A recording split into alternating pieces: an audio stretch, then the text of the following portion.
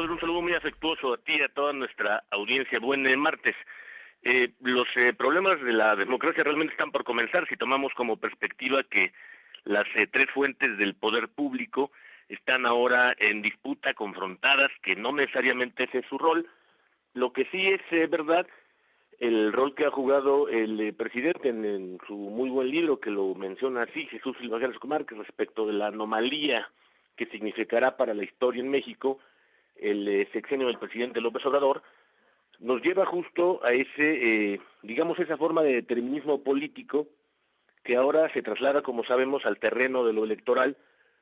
en las elecciones llamadas competitivas, diferenciadas también en la oferta,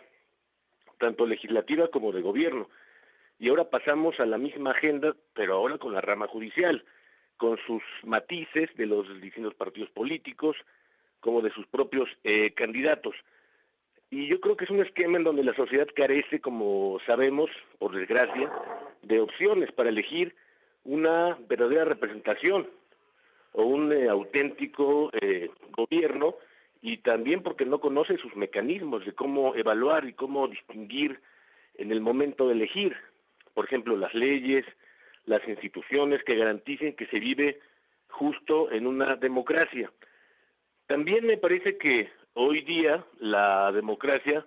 está siendo acosada de una manera muy importante por el presidente en una batalla electoral, la más reciente, que como dijimos en este espacio, pues primero, después de todas sus derrotas electorales del presidente en toda su trayectoria pública, como el dirigente social en que se convirtió, ese título que le confirió el periodista Miguel Ángel Granados Chiapa,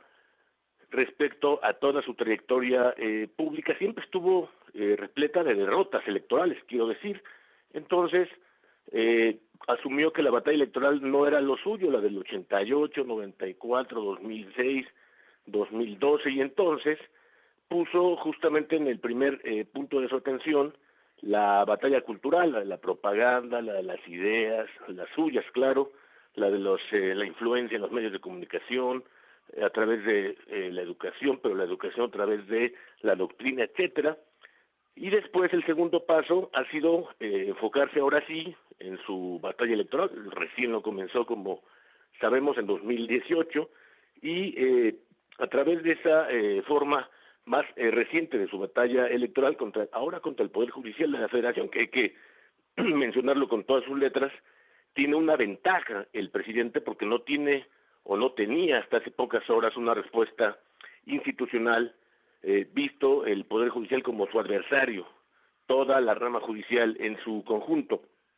En esa circunstancia me parece que la presencia de los ministros de la Suprema Corte de Justicia, que los vimos en medios de comunicación, pues había sido muy cautelosa, cada quien por su cuenta daba esa impresión, y haciendo un acto de presencia en las manifestaciones públicas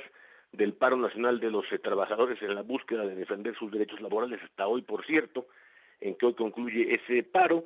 Pero lo cierto es que no incluía del todo un plan articulado para la defensa de la última institución, que es un contrapeso efectivo para la democracia mexicana. Y ahora ha tocado el turno, como sabemos, concluir el proceso legislativo del Senado. Falta sobre todo el reforzamiento de esa postura institucional de la Corte, dado que hoy la conversación todavía sigue siendo favorable al gobierno, en el contexto de incorporar, ese me parece el problema central, incorporar a la rama judicial en una arena que no es la suya, la del proceso electoral de 2024. Es verdad que tiene un órgano, pero un único órgano especializado, destinado para ese propósito, que es el Tribunal Electoral, pero no es su agenda y por tanto no es su arena política.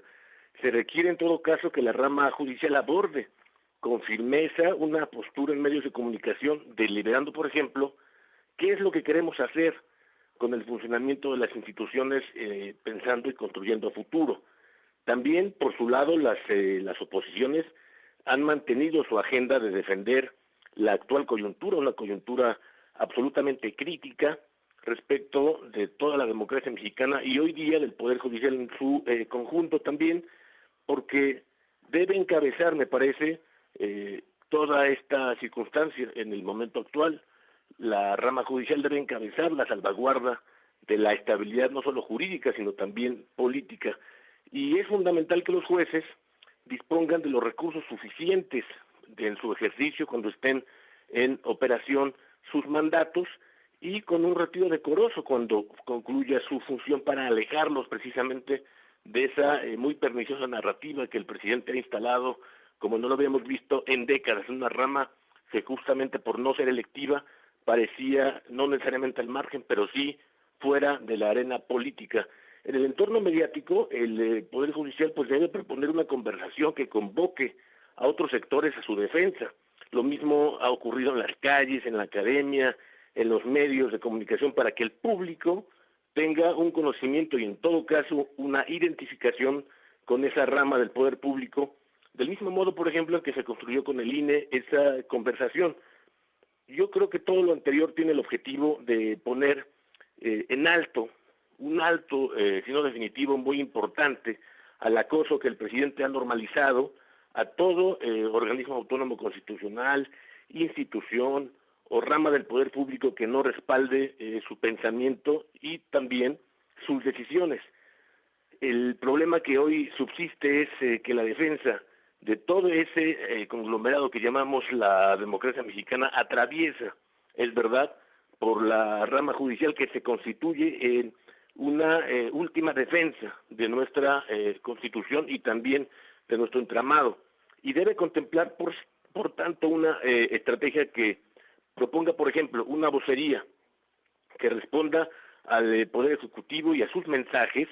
en medios, lo mismo de modo intenso, institucional y también contundente para encabezar la conversación pública. Es muy importante que la narrativa es